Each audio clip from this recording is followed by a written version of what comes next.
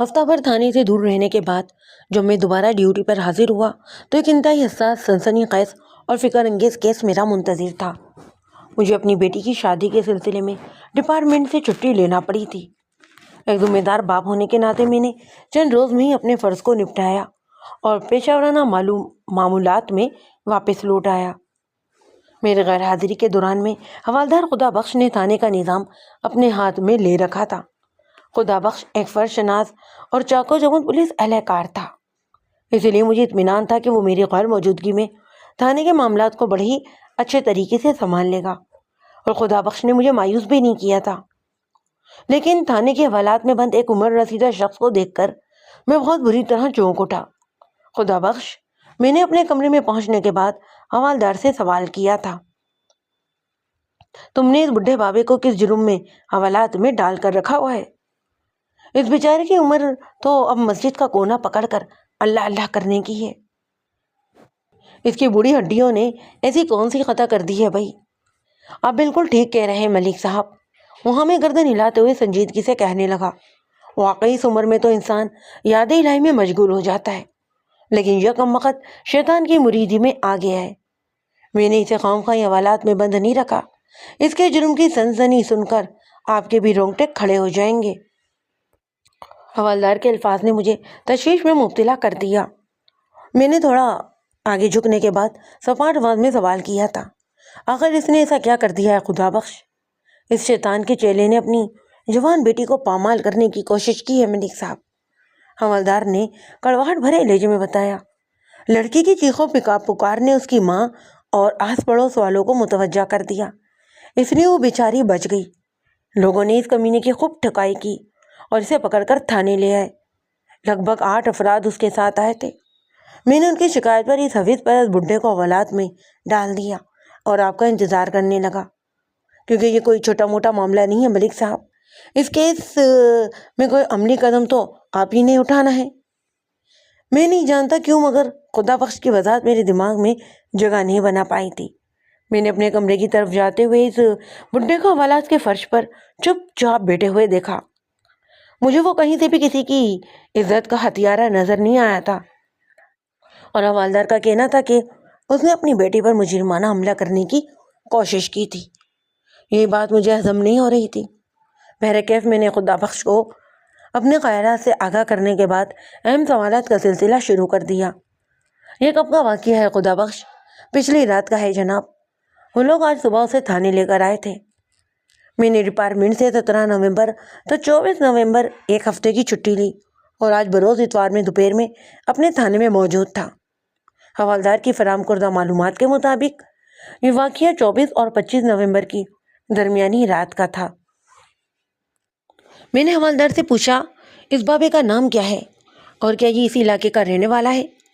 ان دنوں میری تعیناتی ضلع گجرانوالہ کے تحصیل حافظ آباد کے گاؤں گنداوالا میں تھی۔ موضع گنداوالا کم و بیش 1000 آبادی کا گنجان آباد دیہات تھا۔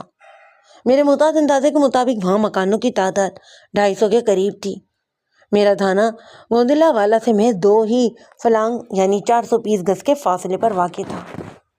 خدا بخش نے ہامے سر ہلاتے ہوئے کہا، جی ملک صاحب، اس کا نام چراغ دین ہے اور وہ گوندوالا کا ہی رہنے والا ہے۔ میں نے پوچھا، اس کے علاوہ کیا تفصیلات ہیں؟ چراغ دین اس علاقے کا ایک چھوٹا زمیندار ہے، خدا بخش نے بتایا۔ گوندلاوالا میں اس کی 18 ایکڑ زرعی اراضی ہے۔ اس نے کاشتکاری کے لیے 2 ملازمین رکھے ہوئے ہیں۔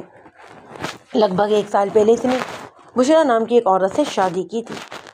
اوہ، میں نے گہری سانس لیتے ہوئے کہا، اس کا مطلب تو یہ ہوا کہ جس لڑکی پر چراغ دین نے مجرمانہ حملہ کیا وہ ان دونوں کی اولاد نہیں ہے۔ شادی کے 1 سال بعد کوئی جوان لڑکی بھلا کیسے پیدا ہو سکتی ہے؟ آپ کا اندازہ درست ہے ملک صاحب، متعدی انداز میں سر کو ہلاتے ہوئے کہنے لگا۔ اس لڑکی کا نام شبانہ اور عمر صرف 16 سال ہے۔ شبانہ بشرا کی شوہر پہلے انور جٹ کی اولاد ہے۔ انور جٹ ان ماں بیٹی کو چھوڑ کر کہیں چلا گیا تھا۔ میرا مطلب ہے انور جٹ نے بشرا کو طلاق دے دی۔ چراغ دین کی پہلی بیوی رضیہ 5 سال پہلے انتقال کر گئی تھی۔ رضیہ سے چراغ دین کی کوئی اولاد نہیں تھی۔ میں نے سوچ میں ڈوبے ہوئے لہجے میں کہا، اب معاملہ واضح ہوا ہے۔ اس بوڑھے بابے چراغ دین پر جس لڑکی کو پامال کرنے کی کوشش کا الزام ہے وہ اس کی سگی بیٹی نہیں ہے، یہی اصل بات ہے، حوالدار نے کہا۔ تمہاری اس لڑکی کی ماں سے کوئی بات ہوئی؟ میں نے پوچھا۔ صبح جو 8 افراد چراغ دن کو لے کر تھانے آئے تھے ان میں شبانہ کی ماں بشرا بھی شامل تھے، حوالدار نے بتایا۔ وہ بے حد غصے میں تھی۔ اس نے مجھ سے درخواست کی کہ اس بڈھے کو سخت ترین سزا ملنی چاہیے، بلکہ اس نے تو یہاں تک کہہ دیا کہ ساری دنیا کے مرد ایک جیسے ہوتے ہیں، شیطانی سوچ کے مالک اور حویث پرست، بس انہیں موقع مل جائے پھر ان کی شرافت کا بھانڈا پھوٹ جاتا ہے، وغیرہ وغیرہ۔ خدا بخش مجھے اس کیس میں کوئی گڑبڑ محسوس ہو رہی ہے، میں نے ساغوئی سے کام لیتے ہوئے کہا۔ مجھے نہیں لگتا کہ چراغ دن نے ایسی کوئی غیر اخلاقی بلکہ شرمناک حرکت کی ہوگی۔ یہ تو کوئی دوسرا ہی چکر معلوم ہوتا ہے۔ وہ الجھن زدہ نظر سے مجھے دیکھتے ہوئے بولا، کیسا چکر ملک صاحب؟ یہ تو تفتیش کے بعد ہی معلوم ہو سکے گا، میں نے پرخیال انداز میں کہا۔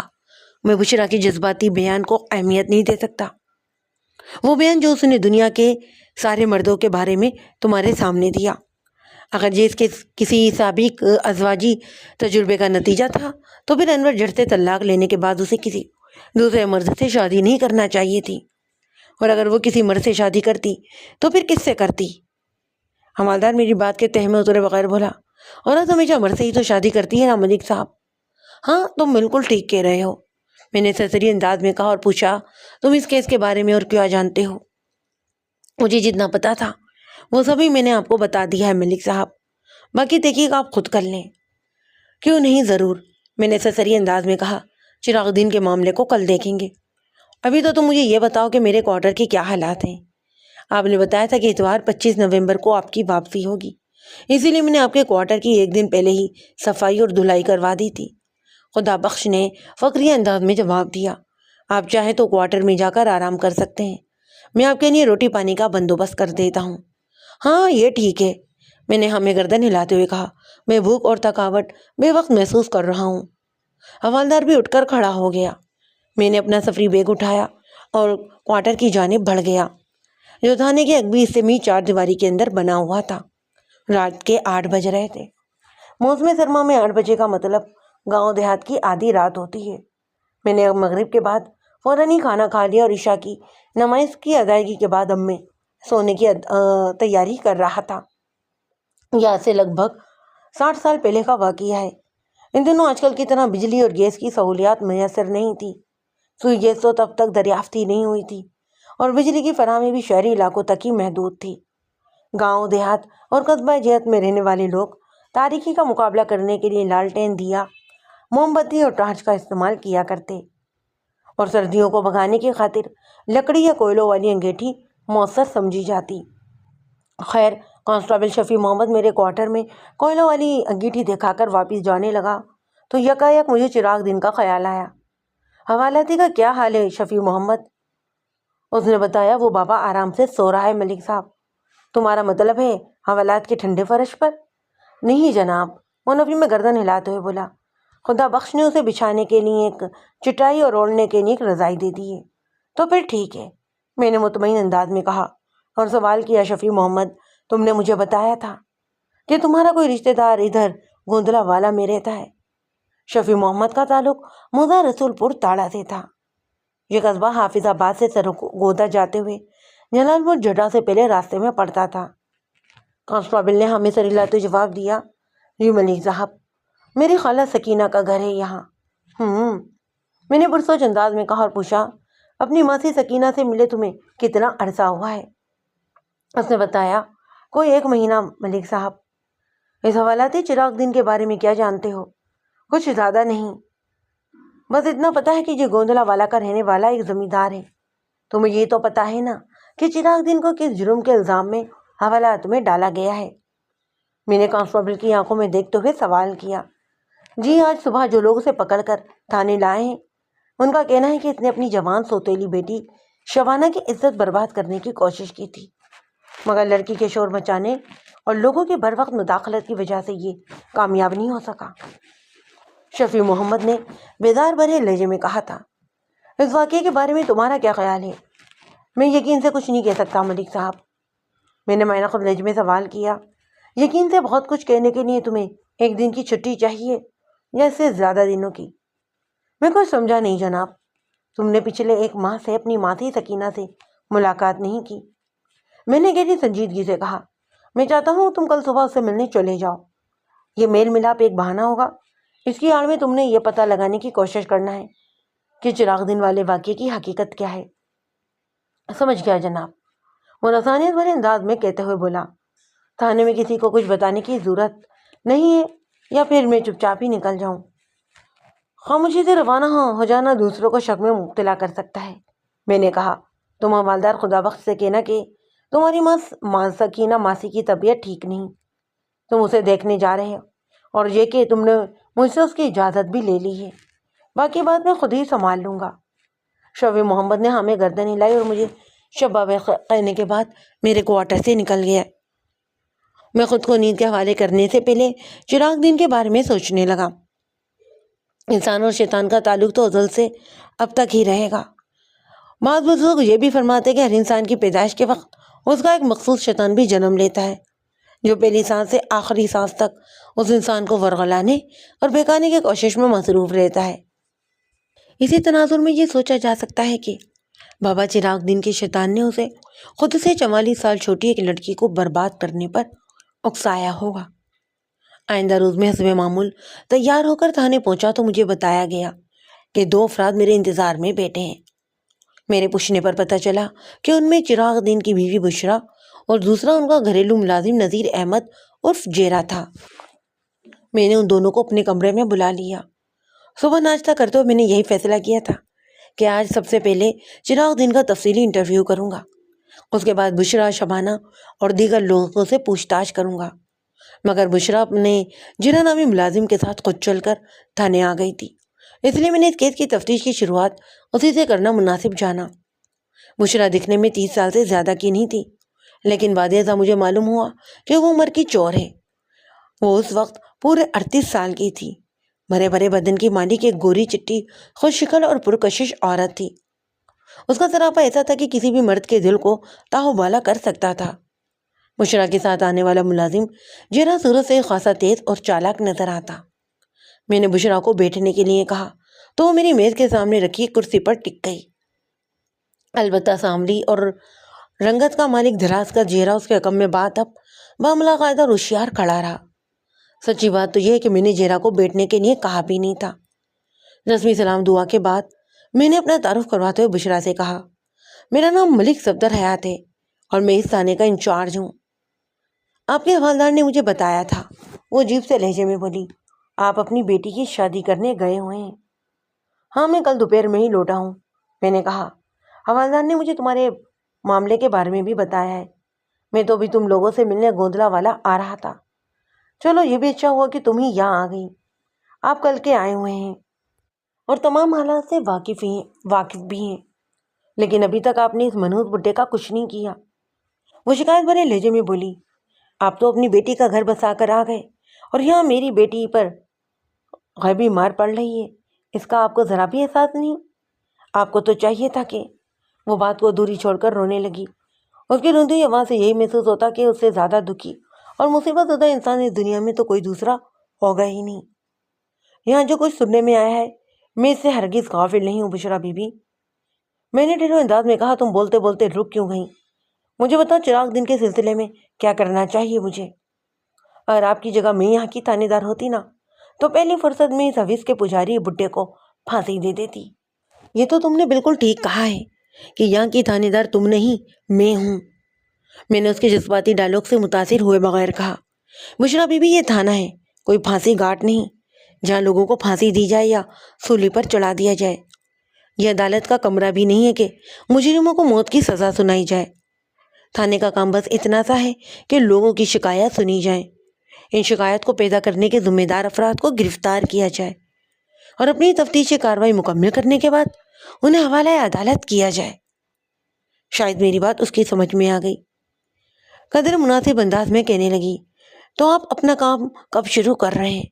میری بیٹی کو جس ذہنی اذیت سے گزرنا پڑا اس کی تفصیل آپ تک پہنچ چکی ہے اور اس افسوسناک واقعے کا ذمہ دار بھی آپ کے تھانے کی حوالات میں بند ہے. بشرا بی بی عام دیہاتی عورتوں سے کافی مختلف تھی. میں نے اس میں دیہاتیوں والی جھجک ہچکچاہٹ اور اعتماد کا فقدان نہیں دیکھا۔ بہرحال اس کے سوال کے جواب میں نے کہا، تم نے کل صبح اپنے گاؤں کے چند افراد کے ساتھ چراغ دن کو یہاں پہنچا کر حوالہ پولیس کیا ہے۔ سمجھ لو کہ اسی وقت تمہاری جانب سے تھانے میں چراغ دن کے خلاف رپورٹ درج ہو گئی تھی۔ مجھے تم صرف 1 دن کی مہلت دو، اس کے بعد تمہیں خود نظر آئے گا کہ میں ہاتھ پر ہاتھ دھرے نہیں بیٹھا ہوں، پوری تندہی سے اس معاملے کو نپٹانے میں لگا ہوا ہوں۔ اس بات کا بھی اطمینان رکھو کہ تمہاری بیٹی کے ساتھ کوئی ناانصافی نہیں ہوگی۔ اس نے پوری توجہ سے میری بات سنی اور میرے خاموش ہونے پر کہنے لگی، آپ کو 1 دن کی مہلت کس لیے چاہیے تھانے دار صاحب؟ اس کیس میں 3 افراد بہت زیادہ اہمیت کے حامل ہیں۔ میں نے سپاٹ آواز میں کہا، شبانہ، تم اور چراغ دن۔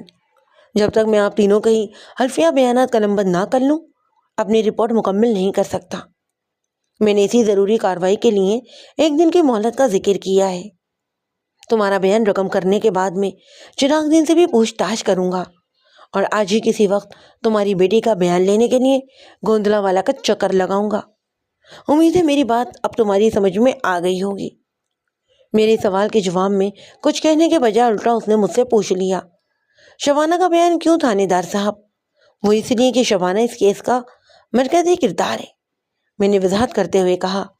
چراغ دن پر الزام ہے کہ اس نے تمہاری بیٹی شبانہ کی عزت کو خارق آلود کرنے کی کوشش کی ہے۔ یہ الزام تمہاری طرف سے عائد کیا گیا ہے۔ شبانہ کا درجہ تمہارے دعوے کے مطابق ایک مظلوم لڑکی جیسا ہے، لہذا اس معاملے کی تہہ تک رسائی حاصل کرنے کے لیے مجھے شبانہ سے بہت کچھ پوچھنا ہوگا۔ اس کے چہرے پر الجھن آ گئی۔ چند لمحات کے بعد وہ کہنے لگی، ٹھیک ہے تھانے دار صاحب، آپ اپنے کام کو زیادہ بہتر سمجھتے ہیں۔ میں نے اپنی میز کی دراز میں سے کاغذ اور قلم برآمد کرتے ہوئے کہا، تو پھر تم شروع ہو جاؤ، سب سے پہلے میں تمہارا بیان لے لیتا ہوں۔ بشرا نے اپنے ملازم کی جانب اشارہ کرتے ہوئے مجھ سے کہا، تھانے دار صاحب، کیا آپ نے جیرے کا بھی بیان لینا ہے؟ ابھی فوری طور پر اس کے بیان کی ضرورت نہیں، میں نے صاف گوئی کا مظاہرہ کرتے ہوئے کہا۔ اگر آگے چل کر یہ کیس سے جڑا ہوا دکھائی دیا تو میں اسے لازمی شامل تفتیش کر لوں گا۔ جیرے، وہ اپنے ملازم سے مخاطب ہو کر تحکمانہ انداز میں بولی، تم جا کر باہر بیٹھو، میں تھانے دار صاحب کو اپنا بیان لکھوا کر آتی ہوں۔ جیرا بشرا کے ساتھ ہی میرے کمرے میں داخل ہوا تھا، لیکن جس دوران میں بشرا سے میں بات کر رہا تھا وہ اللہ کا بندہ منہ میں گنگنیاں ڈالے چپ چاپ ہاتھ باندھے بشرا کے عقب میں کھڑا رہا۔ جیرا کے جانے کے بعد بشرا نے اپنی کہانی شروع کر دی۔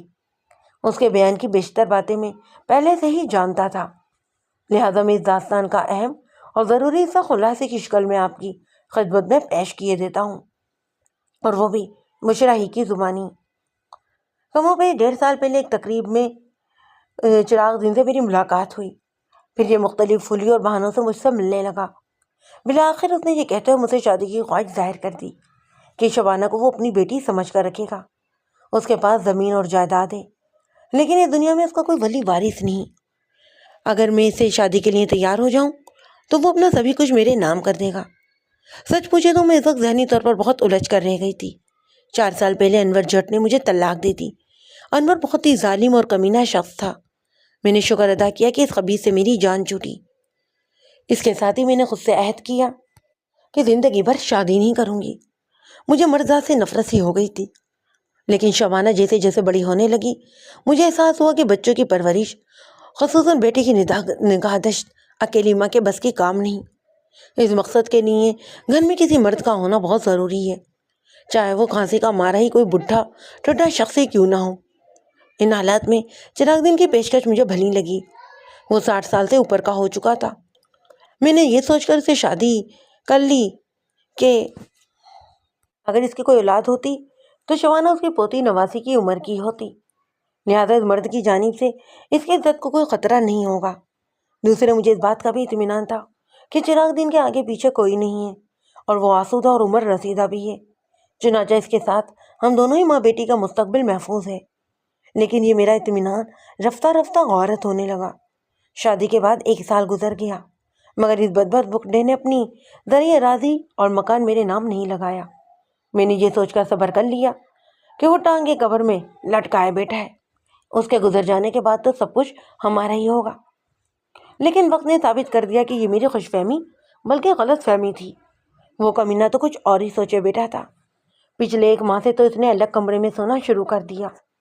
مجھے کیا پتا تھا کہ وہ شبانہ کو اپنے کسی گندے منصوبے کا نشانہ بنانے والا ہے۔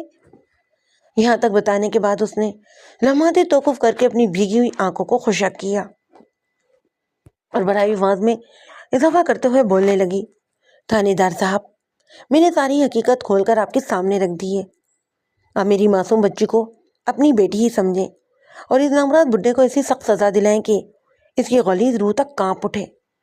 میں نے بشرا کے اس بیان پر کوئی بھی تبصرہ کرنا ضروری نہ جانا اور اس تسلی کے ساتھ اسے تھانے سے رخصت کر دیا۔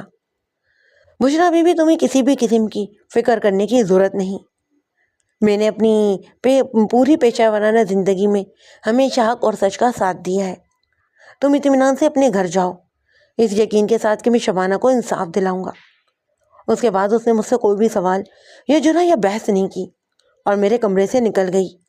اس کے جانے کے بعد میں نے اس واقعے کے ملزم چراغ دین کو اپنے پاس بلا لیا۔ چراغ دین کی عمر 65 سال کے قریب تھی۔ وہ ایک کمگوش شخص تھا اور وہ جس قسم کے حالات کا شکار تھا اس کے پیش نظر تو بقول اس کے بولتے ہی بند ہو کر رہ گئی تھی۔ بہرکیف میرے نرم رویے سے مطمئن ہونے کے بعد اس نے اپنی زبان کھول دی۔ اس کا بیان بشرا کی سنائی ہوئی کہانی سے لگاؤ نہیں کھاتا تھا۔ چراغ دین نے شبانہ پر مجرمانہ حملہ کیا تھا یا نہیں، یہ معاملہ تو رہا ایک طرف۔ اس کے علاوہ بھی چراغ دین کی بیتا میں نے بہت کچھ قابل غور اور چونکانے والا تھا۔ اس نے زخمی لہجے میں مجھے مخاطب کرتے ہوئے کہا، تھانے دار جی، یہ سچ ہے کہ میں نے بشرا کو پہلی مرتبہ ایک تقریب میں ہی دیکھا تھا۔ ہمارے گاؤں کے چودھری صاحب نے مجھے بشرا سے ملوایا تھا۔ میں آپ سے غلط بیانی نہیں کروں گا، پہلی ہی نظر میں بشرا مجھے بہت اچھی لگی۔ میں اس کے بارے میں ادھر ادھر سے معلومات اکٹھا کرنے لگا۔ مجھے پتا چلا کہ وہ گنلا والا کی رہنے والی نہیں ہے، اس کی ایک جوان بیٹی ہے اور وہ طلاق یافتہ ہے۔ ہم بہت جلد ایک دوسرے کے قریب ہو گئے تھے۔ شروع میں وہ مجھے صرف اچھی لگی تھی، رفتہ رفتہ احساس ہوا کہ قدرت نے ہم دونوں کو ایک دوسرے کے لیے بنایا ہے۔ 5 سال پہلے میری گھر والی رضیہ فوت ہو گئی۔ بدقسمتی سے ہماری کوئی اولاد نہیں تھی۔ اب میں بیمار رہنے لگا تھا۔ مجھے ہر لمحہ یہ فکر رہتی کہ اگر میں کسی دن اللہ کو پیارا ہو گیا تو میری 18 ایکڑ زمین اور مکان کا کیا ہوگا۔ میرے بعد کوئی وارث بھی نہیں تھا۔ ان حالات میں مجھے یہی درست لگا کہ میں بشرا سے شادی کر لوں۔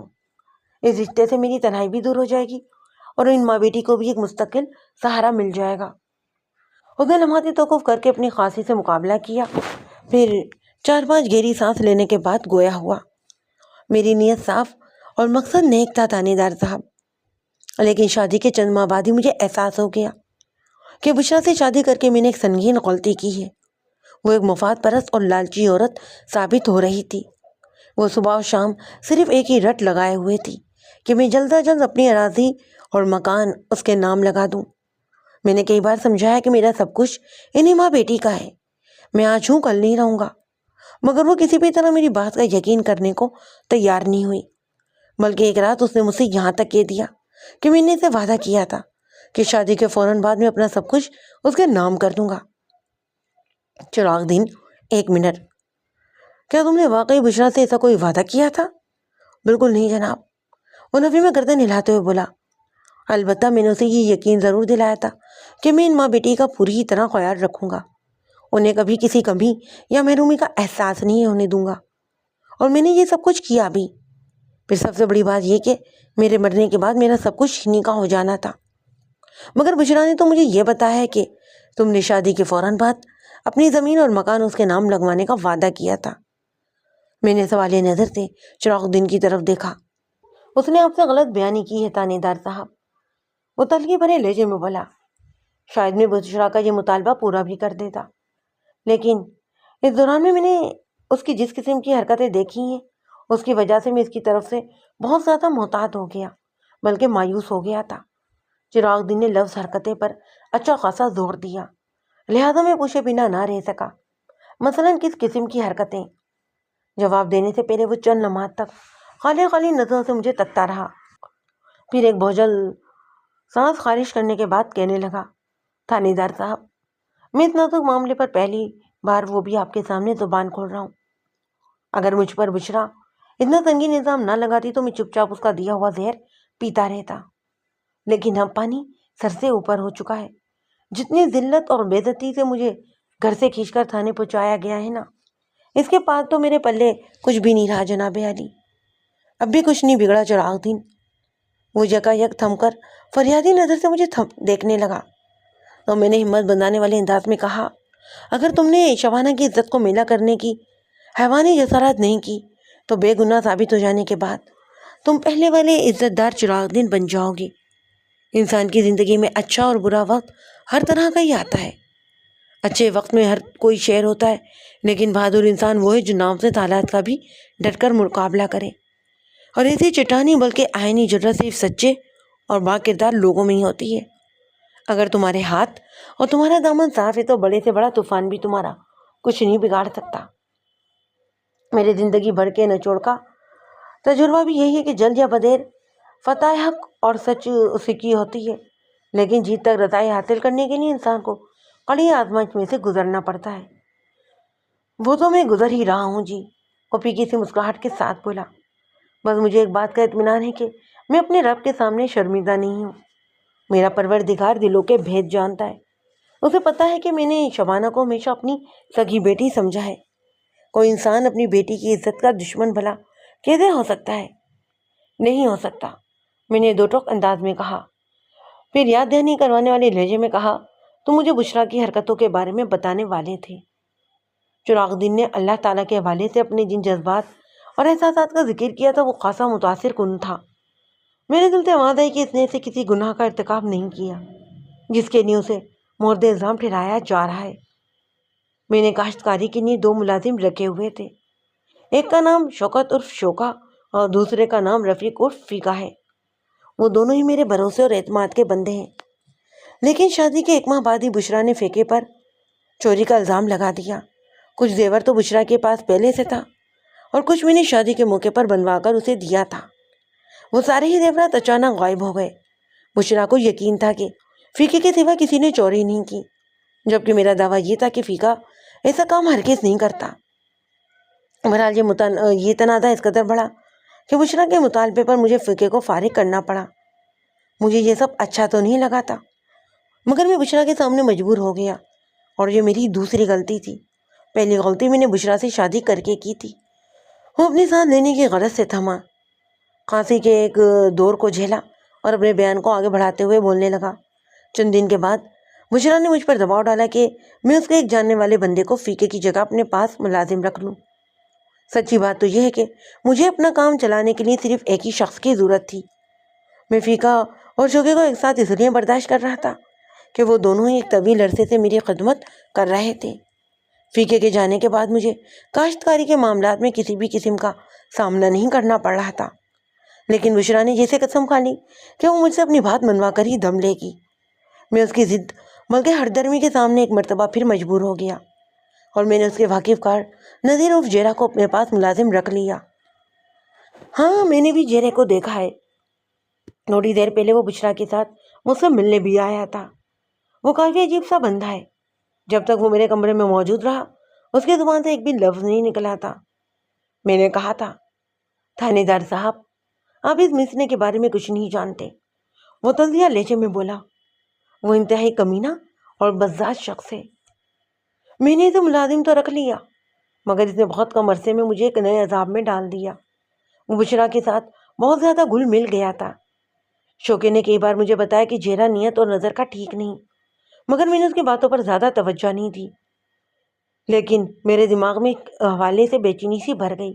نہ چاہتے ہوئے بھی میں نے جیرے پر کڑی نگاہ رکھنی شروع کر دی اور میری ان گنہگار آنکھوں نے بشریٰ اور جیرے کو حد سے زیادہ بے تکلف ہوتے ہوئے بھی دیکھ لیا. یہ سب میری برداشت سے باہر تھا. میں نے ایک رات بشریٰ سے خاصے سخت لہجے میں بات کی. حد ہوتی ہے بشریٰ، یہ سب کچھ ٹھیک نہیں ہے. اس ملازم کو اس حد تک اپنے سر پر نہیں چڑھانا چاہیے کہ دیکھنے والے کو معیوب لگے اور اپنی عزت کو بھی خاک میں ملا دیا جائے. اگر تم نے خود کو درست نہیں کیا تو پھر میں جیرے کو نوکری سے نکال دوں گا. وہ میری بات سن کر ایک دم ہتے سے اکھڑ گئی. تمہارا دماغ خراب ہو گیا ہے چراغ دین. شرم آ رہی ہے مجھے کہ تم میرے کردار پر انگلی اٹھا رہے ہو. کاش میں نے تم سے شادی ہی نہ کی ہوتی. اس کی مکاری کو دیکھ کر میرا غصہ 7ویں آسمان کو چھونے لگا تھا. تھانے دار صاحب، میں نے بھی اس کی اور جیرے کی ایک ایک نازیبہ حرکت ٹھوس ثبوت کے ساتھ اس کے سامنے رکھ دی۔ وہ کسی زخمی ناگن کی طرح پھنکاری، اور اس نے کسی بات کی جس نے مجھے خود اپنی نظروں میں ذلیل کر کے رکھ دیا۔ آپ تصور بھی نہیں کر سکتے کہ اس نے مجھے ایسا کیا کہا ہوگا۔ وہ ایک مرتبہ پھر رک رک کر اپنی بے ترتیب سانسوں کو ہموار کرنے لگا۔ جب اس کی حالت نارمل ہوئی تو اس نے کہا، چراغ دین، میرے تصور کرنے یا تکے لگانے میں وقت ضائع ہوگا، اور وقت کو ضائع کرنے والا در حقیقت خود کو ضائع کرتا ہے۔ اسی لیے تم اپنی زبان سے بتا دو کہ اس رات بشرا نے تم سے ایسی کون سی بات کی تھی کہ تم اپنی ہی نگاہوں میں گر گئے تھے۔ اس کے چہرے پر ایک رنگ سا آ کر گزر گیا۔ مجھے وہ ذہنی اذیت کی بلند منزلوں پر فائز دکھائی دیا۔ اس کا واضح مطلب یہی تھا کہ وہ سنسنی خیز کوئی راز فاش کرنے جا رہا تھا۔ اس نے میری آنکھوں میں آنکھیں ڈال کر انتہائی بدتمیزی سے کہا۔ چراغ دین نے مجروح اور کپ کپاتی ہوئی آواز میں بولا، بابا چراغ دین، تمہاری مردانگی کا چراغ تو بجھ چکا ہے، لیکن میری خواہشات ابھی جوان ہیں۔ اگر میں کسی اور کے چراغ سے روشنی لے رہی ہوں تو تم نے تکلیف کس بات کی ہے؟ جب تمہارے پلے کچھ تھا ہی نہیں تو مجھ سے شادی کیوں کی تھی؟ اس کی باغیانہ بلکہ مجرمانہ سوچ نے میرے تن بدن اور دل و دماغ کو تھوڑی دیر کے لیے جیسے مفلوج کر کے رکھ دیا۔ اس نے اپنے اندر کی غلاظت بڑی بھراس تو نکال دی، اور مجھے کچھ سمجھ نہیں آ رہا تھا کہ میں کس کے پاس جا کر اپنا درد بیان کروں۔ بس اس رات میں اپنے اندر مرتا گیا۔ میں نے دوسرے کمرے میں سونا شروع کر دیا اور بشرا سے بات چیت کو انتہائی ضرورت تک محدود کر دیا۔ میں اس ناقابل بیان اور ناقابل برداشت مسئلے کو حل کرنے کے بارے میں بھی سوچ ہی رہا تھا کہ یہ واقعہ پیش آ گیا۔ میں نہیں جانتا مجھ پر اتنا گھناؤنا الزام لگا کر وہ اپنا کون سا غلیظ مقصد پورا کرنا چاہتی ہے۔ بس میری تو یہی کہانی ہے تھانے دار صاحب۔ آپ مجھے بے قصور جانیں یا پھر گنہ گار سمجھیں، یہ آپ کی مرضی ہے۔ میں نے اپنے رب اور اپنے ضمیر کے سامنے مطمئن ہوں کہ میں نے کبھی شبانہ کو میلی نظر سے نہیں دیکھا۔ اس کی عزت پر حملہ کرنا تو میرے وہم و گمان سے باہر کی بات ہے۔ وہ اس طرح خاموش ہو گیا جیسے اس کے پاس اب کہنے کے لیے ایک لفظ بھی نہ بچا ہو۔ کہنے کے لیے تو میرے پاس بھی اب مزید کچھ نہیں تھا۔ بہرحال ان دونوں میاں بیوی کے بیانات کو تفتیش کی اور تجربے کی کسوٹی پر رکھ کر حقائق کی تہ تک پہنچنا ضروری تھا، اور یہ میرے پیشے کا تقاضا اول بھی تھا۔ بشرا کی طرح چراغ دین کو بھی میں نے یہی تسلی دی کہ اسے پریشان ہونے کی ضرورت نہیں۔ اگر اس نے کوئی جرم نہیں کیا تو پھر میرے ہوتے ہوئے اس پر کوئی مصیبت نہیں آ سکتی۔ اس کے بعد میں شبانہ کا بیان لینے موضع گوندلا روانہ ہو گیا۔ کانسٹیبل رضوان احمد بھی میرے ساتھ ہی تھا۔ چراغ دین اور بشرا کی شادی کن حالات میں ہوئی تھی اور انہوں نے ایک دوسرے سے کیا کیا پیمان باندھے تھے، یا اس شادی کے بعد شروع ہونے والی ازواجی زندگی میں ان دونوں کا کیا کردار رہا، یہ سبھی سائیڈ لائن اسٹوری تھی۔ میری تفتیش کا اصل موضوع یہ تھا کہ چراغ دین نے بشرا بیوی کی بیٹی شبانہ پر مجرمانہ حملہ کیا تھا یا نہیں، کیونکہ چراغ دین کو اسی جرم کے الزام میں حوالہ پولیس بھی کیا گیا تھا۔ لیکن میں نے اوپر جن حالات کا ذکر کیا، اس سائیڈ لائن اسٹوری سے گزرے بغیر میں اس کیس کو حل نہیں کر سکتا تھا۔ چراغ دین کا گھر تلاش کرنے میں مجھے کسی بھی دقت یا دشواری کا سامنا نہیں کرنا پڑا۔ گوندلا والا میں اس کی اچھی ساکھ تھی، تاہم اس افسوسناک واقعے نے وہاں رہنے والے ہر بندے کو حیرت میں ڈال دیا تھا۔ ہم دونوں ہی گھوڑوں پر سوار ہو کر وہاں پر پہنچے تھے۔ چراغ دین کا مکان گاؤں کے وسط میں واقع تھا اور اس کے گھر کے دروازے کے سامنے درخت لگے ہوئے تھے۔ ہم نے اپنے گھوڑوں کو ان درختوں سے باندھا اور دروازے پر پہنچ گئے۔ دستک کے جواب میں ایک دھان پان سی لڑکی نے دروازہ کھولا اور ہمیں حیرت بھری نظر سے تکنے لگی۔ میں نے تصدیق طلب انداز میں سوال کیا، کیا یہ بشرا بیوی کا گھر ہے؟ میں اس علاقے کا تھانے دار ہوں اور بشرا کی بیٹی شبانہ سے ملنے آیا ہوں۔ قبل اس کے کہ وہ لڑکی میرے سوال کا جواب دیتی، گھر کے اندرونی حصے سے بشرا کی سوالیہ آواز سنائی دی، شبانہ کون ہے باہر؟ اور سامنے سنونی لڑکی نے اپنی ماں کو بتایا، اماں تھانے دار صاحب تم سے ملنے آئے ہیں۔ تو یہ تھی بشرا کی اکلوتی بیٹی شبانہ، جس کی رنگت اپنی ماں کے الٹ تھی۔ یوں سمجھنے کے بشرا صبح تھی تو شبانہ کو شام کہا جا سکتا تھا۔ یہ موازنہ میں نے ان کے رنگ و روپ کے تناظر میں کیا۔ پہلے ہی مرحلے پر مجھے بخوبی اندازہ ہو گیا کہ شبانہ کافی تیز و ترار لڑکی تھی۔ میں نے اپنا تعارف کرواتے ہوئے اسے واضح الفاظ میں کہا تھا کہ میں بشرا کی بیٹی شبانہ سے ملنے آیا ہوں، اور اس نے بشرا کو بتایا کہ میں بشرا سے ملنے آیا ہوں۔ بہرکف اس سے پہلے کہ میرے اور شبانہ کے بیچ کوئی اور بات ہوتی، بشرا اس کے کم میں نمودار ہوئی۔ اور مجھ پر نگاہ پڑتے ہی اس نے اپنائیت بھرے لہجے میں کہا، آئیے آئیے تھانے دار صاحب، آئیے، اسے اپنا ہی گھر سمجھیں۔ وہ اس بشرا سے خاصی مختلف لگ رہی تھی جو صبح مجھ سے ملنے آئی تھی۔ اس وقت وہ کافی غزیلی اور غمزدہ دکھائی دیتی، اور اب اس کے تیور ہی بدلے ہوئے تھے۔ وہ کہیں سے بھی صبح والی بشرا نظر نہیں آتی تھی، حالانکہ اس کا بشر وہی تھا۔ تاہم مظلوم لال کی جگہ وشاعت اور رشاشیت نے لے لی تھی۔ وہ افسردہ کی بجائے اس میں باسمت دکھائی دے رہی تھی۔ ہم گھر کے اندر داخل ہو گئے۔ وہ لگ بھگ 30 مرلے زمین پر تعمیر شدہ ایک کشادہ مکان تھا، جس کے صحن میں امرود، انار اور شہتوت کے پیڑ بھی لگے ہوئے تھے۔ کراچی کے رہنے والے چراغ دین کے مکان کو 300 گز کا گھر تصور کر لیں۔ بشرا نے ہمیں بیٹھک میں بٹھایا اور خاصی بے تکلفی سے پوچھا، تھانے دار صاحب، آپ کھانا تو کھائیں گے نا؟ میں نے نفی میں گردن لاتے ہوئے کہا، نہیں، ہم لوگ کھانا کھا کر ہی تھانے سے نکلے تھے، بس میں شبانہ سے چند باتیں کروں گا اور واپس چلا جاؤں گا، چائے تو ضروری چلے گی، وہ میری انسنی کرتے ہوئے بولی۔ اس موسم میں چائے کے ساتھ حلوہ کھانے کا تو اپنا ہی مزہ ہوتا ہے۔ وہ کچھ زیادہ ہوشیاری اور بردباری اور بے تکلفی کا اظہار کر رہی تھی۔ عین ممکن تھا کہ یہ اس کا فطری انداز ہو، لیکن چراغ دن کا انکشاف انگیز بیان ابھی میرے دل میں تازہ ہی تھا۔ میں نے چشم زور میں فیصلہ کر لیا کہ مجھے جلدی جلدی اپنا کام نپٹا کر یہاں سے روانہ ہو جانا چاہیے۔ میں نے بے حد متاع لہجے میں کہا، ٹھیک ہے بشرا بی بی، تم ہمارے لیے چائے بنواؤ، تب تک میں بشرا بانا کا بیان لے لیتا ہوں۔ اس کے چہرے پر مجھے تردد نظر آیا، تاہم اس کی یہ کیفیت لمحاتی تھی۔ اگلے ہی لمحے اس نے خود کو سنبھال لیا اور کہنے لگی، چائے بنانے میں کون سا وقت لگتا ہے جی، تب تک آپ بات کر لیں شبانہ سے، وہ ادھر برابر والے کمرے میں ہے۔ بات کے اختتام پر اس نے بیٹھک سے ملحقہ کمرے کی جانب اشارہ بھی کر دیا۔ تم اسے ادھر بیٹھک میں بھیج دو، میں نے ایک لفظ پر زور دیتے ہوئے کہا۔ بات چیت کے لیے یہ جگہ زیادہ مناسب لگتی ہے۔ اگر چراغ دین کی سنائی ہوئی کہانی کوئی جھوٹی نہیں تھی تو مجھے شبانہ سے تنہائی میں ملاقات کرنے سے ارتضا برتنا چاہیے تھا، اس لیے میں نے اسے بیٹھک میں بیٹھنے کے لیے کہا۔ بشرا نے سادگی سے کہا، جیسی آپ کی مرضی تھانے دار صاحب، اور بیٹھک سے چلی گئی۔ اس کی واپسی کم و بیش 15 منٹ کے بعد ہوئی۔ اس نے ایک ٹرے اٹھا رکھی تھی اور شبانہ بھی اس کے ساتھ تھی۔ اس نے شبانہ کو میرے سامنے بیٹھنے کے لیے کہا اور ٹرے میں موجود اشیاء کو میز پر سجانے لگی، جو 2 پیالی چائے اور ایک پلیٹ میں گاجر کے حلوے پر مشتمل تھی۔ حلوے والی پلیٹ میں میرے اور کانسٹیبل کے لیے 2 چمچ بھی رکھے ہوئے تھے۔ بشرا نے مجھ سے مخاطب ہوتے ہوئے گہری سنجیدگی سے کہا، یہ ادھر اپنے کمرے میں بیٹھی رو رہی تھی، بڑی مشکل سے اسے چپ کروا کے یہاں پر لائی ہوں۔ آپ نے اس سے جو کچھ بھی پوچھنا ہے جلدی سے پوچھ لیجئے تھانے دار صاحب، اس کی ذہنی حالت ٹھیک نہیں ہے۔ میں نے بغور شبانہ کے چہرے کو دیکھا۔ اس کی آنکھیں مجھے بھیگی ہوئی اور قدر محترم نظر آئیں۔ اس بات پر مجھے حیرت ہوئی کہ تھوڑی دیر پہلے جب شبانہ نے ہماری دستک پر دروازہ کھولا تو وہ مجھے کہیں سے بھی غمزدہ اور افسردہ دکھائی نہیں دی تھی۔ چائے اور گاجر کے کھوئے والے حلوے سے انصاف کرتے ہوئے میں نے شبانہ سے سوال و جواب کے سلسلے کا آغاز کیا۔ وہ میری بات کا ادھورا جواب دینے کے بعد رونا شروع کر دیتی۔ انہی حالات میں لگ بھگ 1 گھنٹے کی کوشش کے بعد میں نے شبانہ کے منہ سے ٹکڑوں کی صورت میں بس اتنا ہی اگلوا سکا۔ اس رات میں اپنے کمرے میں سکون کی نیند سو رہی تھی۔ مجھے ایسا لگا کہ کمرے کی چھت مجھ پر آ گری ہے۔ میں نے اپنے منہ پر سے رضائی کو ہٹایا تو یہ پتہ چلا کہ وہ کوئی انسان ہے جو مجھے دبوچنے کی کوشش کر رہا ہے۔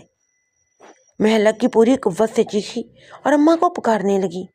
اگلے ہی لمحے اماں لالٹین اٹھا کر میرے کمرے میں آ گئی۔ میں نے لالٹین کی روشنی میں چراغ دین کو دیکھا جو میرے اوپر لدا ہوا تھا۔ میں نے زور زور سے رونا شروع کر دیا۔ اماں نے شور مچایا تو آس پڑوس والے ہمارے گھر میں آ گئے۔ ان لوگوں نے چراغ دین کی خوب مرمت کی۔ اس کے بعد کا مجھے نہیں پتا۔ اماں نے مجھے بتایا تھا کہ چراغ دین کو پولیس کے حوالے کر دیا گیا ہے، جلدی اسے اپنے کیے کی سزا بھی مل جائے گی۔ تھانے دار صاحب، آپ نے دیکھ لیا ہے نا میری بچی کی کیا حالت ہو گئی ہے، بشرا نے مجھ سے مخاطب ہوتے ہوئے کہا۔ پھر وہ شبانہ کی طرف دیکھتے ہوئے بولی، تم اپنے کمرے میں جا کر آرام کرو، میں تھانے دار صاحب سے بات کر کے آتی ہوں۔ ہاں، میں نے دیکھ لیا ہے اور شبانہ کے بیان کو لکھ بھی لیا ہے۔ میں نے شبانہ کی جانے کے بعد بشرا کی بات کے جواب میں کہا، لیکن یہ کافی نہیں ہے۔ جب یہ خود کو سنبھال لے گی تو میں اسے تفصیلی بات چیت کرنے کے لیے دوبارہ یہاں آؤں گا۔ میرے آخری الفاظ پر توجہ دیے بغیر بشرا نے سوال کیا، تھانے دار صاحب، ساری صورتحال آپ کے سامنے ہے، مجھے بتائیں چراغ دین کو آپ کب تک جیل بھیجیں گے؟ میں نے یہ بات خاص طور پر نوٹ کی تھی کہ بشرا کو سب سے زیادہ دلچسپی چراغ دین کی سزا سے تھی۔ پہلے اس نے مجھ سے کہا کہ میں چراغ دین کو پھانسی پر لٹکا دوں اور اب اسے جیل بھجوانے کی بات کر رہی تھی۔ میں بشرا کی جانب سے پہلے ہی عدم اطمینان کا شکار تھا۔ اس پر شبانہ کے روتو رام پروگرام نے میرے شک کو مزید گہرا کر دیا۔ جب میں نے شبانہ کو دروازے پر دیکھا تھا تو وہ اشاج بشاج تھی۔ ایسا محسوس ہوتا تھا کہ بیٹھک میں لانے سے پہلے بشرا نے اسے رونے دھونے کی خصوصی ہدایت کی ہو۔ میں کل اس کیس کی رپورٹ تیار کروں گا، میں نے اس کی تسلی کی خاطر سنجیدگی سے کہا، اور پرسوں چراغ دن کو عدالت میں پیش کر دیا جائے گا۔ آپ نے اس بڈھے کی کمینگی کی تفصیل تو جان ہی لی ہے تھانے دار صاحب، وہ بذات کسی رو رعایت کا مستحق نہیں۔ مجھے امید ہے کہ آپ اس شیطان کے خلاف ایسی رپورٹ تیار کریں گے کہ اس کی باقی ساری زندگی جیل کی دیواروں کے پیچھے کھانستے ہوئے گزرے گی۔ میں اس کیس کے ہر کردار کے ساتھ انصاف کروں گا بشرا بی بی۔ میں نے اس کی آنکھوں میں دیکھتے ہوئے گول مول مگر مبنی سچ پر بات کی۔ یہ میرا تم سے وعدہ ہے کہ کسی کے بھی ساتھ ذرا سی بھی زیادتی نا انصافی نہیں ہوگی۔ اس نے میرا شکریہ ادا کیا اور ہم اس کے گھر سے نکل کر تھانے کی جانب روانہ ہو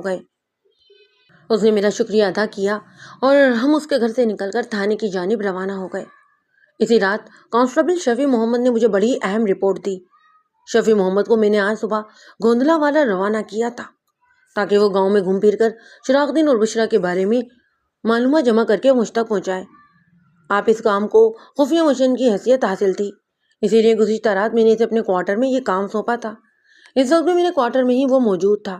میرے اسٹاف کی نظر میں وہ اپنی بیمار خالہ کی عبادت کے لیے گوندلا والا گیا ہوا تھا۔ ہاں بھائی شفیع محمد، اس کے چہرے سے جھلکتے ہوئے جوش کو دیکھ کر میں نے ٹھہرے ہوئے لہجے میں سوال کیا، کیا خبر لائے ہو؟ خبر نہیں، خبریں ملک صاحب، اس حضراتی آواز میں بولا۔ آپ میری کارکردگی کا احوال سنیں گے تو خوش ہو جائیں گے، جناب۔ تو پھر انتظار کس بات کا ہے؟ میں نے دلچسپی بھرے لہجے میں کہا، گوندلا والا سے جو کچھ بھی لے کر آئے ہو اسے مجھ تک پہنچاؤ۔ نمبر 1، وہ شروع ہو گیا۔ گجرا تک کا تعلق اس گاؤں سے نہیں، وہ گجران والا سے یہاں آئی تھی۔ گجران والا تو کافی بڑا شہر ہے۔ اس وقت ہم اسی ضلع کی ایک تحصیل کے تھانے میں بیٹھے ہوئے ہیں۔ میں نے اس کی بات پوری ہونے سے پہلے ہی پوچھ لیا، کیا تم نے بشرا کا گجران والا کا پتہ ٹھکانہ بھی معلوم کیا ہے؟ جی کیا ہے، وہ ہمیں گردن ہلاتے ہوئے بولا۔ وہ عورت گجران والا کے علاقے باغمان پورہ کی رہنے والی ہے۔ اس کے گھر کا میل وقوع وغیرہ پتہ نہیں چل سکا ملک صاحب۔ میں نے تدری انداز میں کہا، یہ اتنا ضروری بھی نہیں۔ اگر اس کے ماضی کا کھوج لگانا مقصود ہوا تو پھر ہمیں کسی کھوجی کی ضرورت پیش نہیں آئے گی۔ تم آگے بتاؤ۔ نمبر 2، چراغ دن نے بڑی متوازن اور صاف ستھری زندگی گزاری ہے، لیکن اس واقعے نے لوگوں کو بڑا ہی حیران کر دیا ہے۔ میں نے تو محسوس کیا کہ چراغ دن کی بیوی بشرا کے سوا گاؤں کا کوئی بھی رہنے والا اسے بد چلن یا بد کردار تسلیم کرنے کو تیار ہی نہیں۔ میں نے پرسوچ لہجے میں کہا اور سوالی نظر سے کانسٹیبل کی طرف دیکھا، اس بات کا تو مجھے بھی اندازہ ہو چکا ہے۔ شفیع محمد نے میری نگاہ کے مفہوم تک رسائی حاصل کرتے ہوئے مزید بتانے لگا۔ نمبر 3، مجھے پتہ چلا ہے کہ گاؤں کا چودھری چراغ دن کی زرعی اراضی خریدنے میں گہری دلچسپی رکھتا ہے۔ وہ کئی بار اسے منہ مانگی قیمت دینے کی بھی بات کر چکا ہے، لیکن چراغ دن کسی بھی حال میں اپنی زمین بیچنے کو تیار نہیں۔ میں گہری سوچ میں ڈوب گیا۔ کانسٹیبل نے پوچھا، ملک صاحب میرے لیے کیا حکم ہے؟ تمہیں ابھی مزید 1-2 دنوں تک اپنی سکینہ ماسی کی مزاج پرسی جاری رکھنا چاہیے۔ میں نے اس کے چہرے پر نگاہ جما کر کہا، سمجھ گیا جناب۔ وہ مضبوط لہجے میں بولا، اور اس دوران میں تم نے بشرا کے معلومات پر بھی گہری نظر رکھنا ہے۔ میں نے ٹھہرے ہوئے لہجے میں کہا، میں جاننا چاہتا ہوں کہ وہ کن لوگوں سے زیادہ ملتی ہے۔ اگر ممکن ہو تو یہ بھی معلوم کرو کہ وہ ان لوگوں سے کس نوعیت کی باتیں کرتی ہے۔ میں آپ کے حکم کی تعمیل کے لیے پوری کوشش کروں گا ملک صاحب، وہ بڑی عزم سے بولا۔ انشاءاللہ آپ کو میری جانب سے کسی مایوسی کا سامنا نہیں ہوگا۔ میں نے فیصلہ کن انداز میں کہا، تو ٹھیک ہے، پھر کام سے لگ جاؤ۔ اس نے مجھے سلام کیا اور میرے کوارٹر سے نکل کر تاریخی کا حصہ بن گیا۔ گودلا والا میرے تھانے سے محض 2 فلانگ کے فاصلے پر واقع تھا۔ نارمل رفتار سے چلنے والا انسان اس فاصلے کو بآسانی 15 منٹ میں طے کر سکتا ہے۔ شفیع محمد کے جانے کے بعد میں سونے کے لیے لیٹا تو میرے دماغ میں 2 اہم پوائنٹس چمک رہے تھے۔ نمبر 1، چراغ دین نے مجھے بتایا تھا کہ چودھری صاحب نے اسے کسی تقریب میں بشرا سے ملوایا تھا۔ نمبر 2، کانسٹیبل شفیع محمد کی زبانی مجھے پتہ چلا تھا کہ چودھری چراغ دین کی زرعی اراضی منہ مانگی داموں میں خریدنے میں گہری دلچسپی بھی رکھتا تھا۔ انہی دو اہم نکات کے ساتھ دھکم بیل کرتے ہوئے میں نیند کی وادی میں اتر گیا۔ منگل 27 نومبر کی صبح میں نے سرکاری مصور کو بلا کر بشرا اور شبانہ کے اور زہرا کے کلمی خاکے تیار کروائے اور حوالدار خدا بخش کو ضروری ہدایت کے ساتھ گجرانوالا کے ایک معروف علاقے بھگوان پورہ کی جانب روانہ کر دیا۔ خدا بخش میری نظر میں ایک بھروسہ مند اور بردبار شخص تھا، اس لیے میں نے اسے شفیع محمد کی مصروفیات سے آگاہ کر دیا۔ اگر شفیع محمد کی فراہم کردہ معلومات درست تھیں تو خدا بخش کو بشرا اینڈ کو کے ماضی کو کھنگالنے میں کوئی مشکل پیش نہیں آنے والی تھی۔ میں نے بشرا وغیرہ کے خاکے بنوانے کے لیے انہیں تھانے بلوایا تھا۔ چراغ دین نے مجھے بتایا کہ زہرا اور بشرا کا لایا ہوا بندہ ہے، اس لیے میں نے احتیاطاً اس کا خاکہ بھی تیار کروا لیا تھا۔ اس موقع پر بشرا نے حیرت آمیز الجھن کے ساتھ مجھ سے پوچھا بھی تھا، تھانے دار صاحب، آپ نے ہماری تصویریں کس لیے بنوائی ہیں؟ اپنے ریکارڈ کے لیے۔ میں نے اس کے اطمینان کی خاطر ایک معقول جواب دیا۔ اوپر سے حکم آیا ہے کہ اب ہر ایک کیس سے وابستہ افراد کی تصاویر بھی فائل میں لگا کریں گی۔ یہ سب میں نے اپنے بڑے افسروں کے کہنے پر کیا ہے۔ پھر میں نے جواز میں بگار لگانے کے لیے مزید کہا، تم لوگوں کے آنے سے پہلے میں نے چراغ دین کی تصویر بھی بنوائی ہے۔ وہ میری وضاحت سے مطمئن نظر آنے لگا۔ بوقت رخصت اس نے مجھ سے سوال کیا، آج آپ اس کیس کی رپورٹ تیار کر لیں گے نا؟ تم خود اپنی آنکھوں سے دیکھ لو۔ میں نے قدری بیزاری سے کہا، میں اسی کام میں جتا ہوا ہوں۔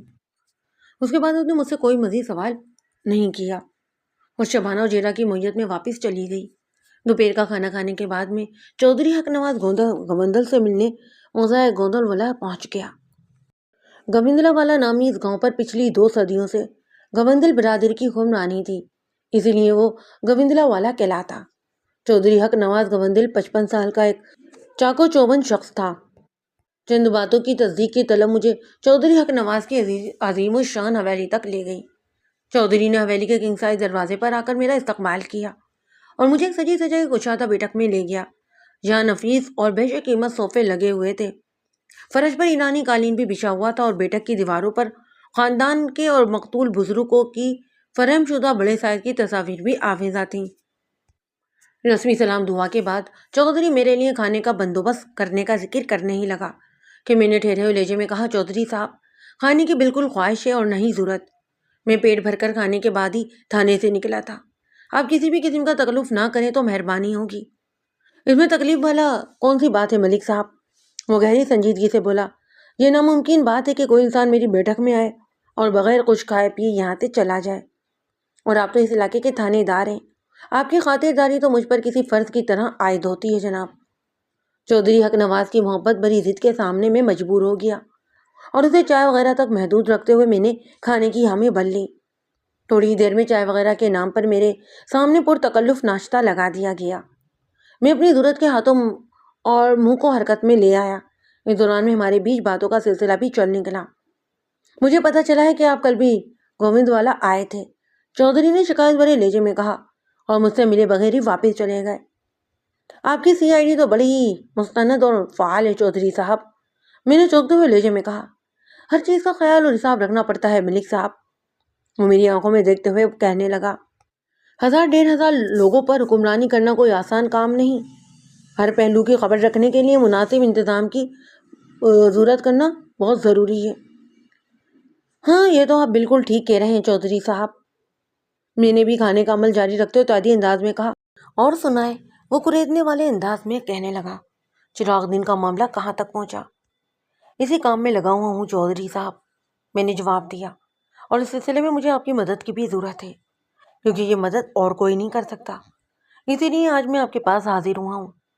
چودھری حق نواز میری نظر میں ایک اچھی ساکھ رکھنے والا بڑا زمیندار تھا۔ عام چودھریوں اور وڈیروں کے حوالے سے جس قسم کی منفی باتیں سننے کو ملتی ہیں، ویسے قابل مذمت خصوصیات میں نے چودھری حق نواز گوندل میں نہیں دیکھی تھی۔ ملک صاحب، میں آپ کی ہر مدد کرنے کو تیار ہوں، وہ سوچتے ہوئی نظروں سے مجھے دیکھتے ہوئے کہنے لگا، لیکن آپ کی بات یہ میری سمجھ میں نہیں آئی کہ کوئی اور شخص آپ کی مدد کیوں نہیں کر سکتا؟ اس کا ایک خاص سبب ہے چودھری صاحب، میں نے کہا۔ اس نے اضطراری لہجے میں پوچھا، کیسا سبب؟ آپ کا نام اس کیس کے ساتھ نتی ہو چکا ہے، میں نے انکشاف انگیز لہجے میں کہا۔ وہ کیسے ملک صاحب؟ وہ بے یقینی سے مجھے تکتے ہوئے بولا۔ ذرا اس بات کی وضاحت تو کریں جناب۔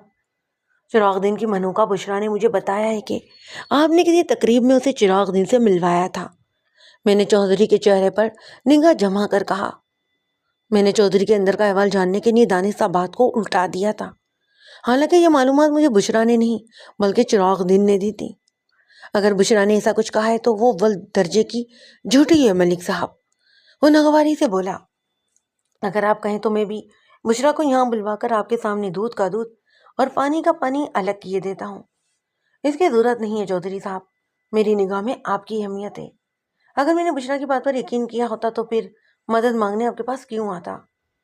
ہاں البتہ یہ ضرور ہے کہ میں نے چراغ دین کو بشرا سے ملوایا تھا، وہ گہری سنجیدگی سے بولا، اور اس کا بھی ایک سبب ہے۔ چراغ دین بار بار حریصانہ نظروں سے بشرا کو دیکھ رہا تھا۔ میں جانتا تھا کہ 5 سال پہلے اس کی بیوی کا انتقال ہو گیا تھا۔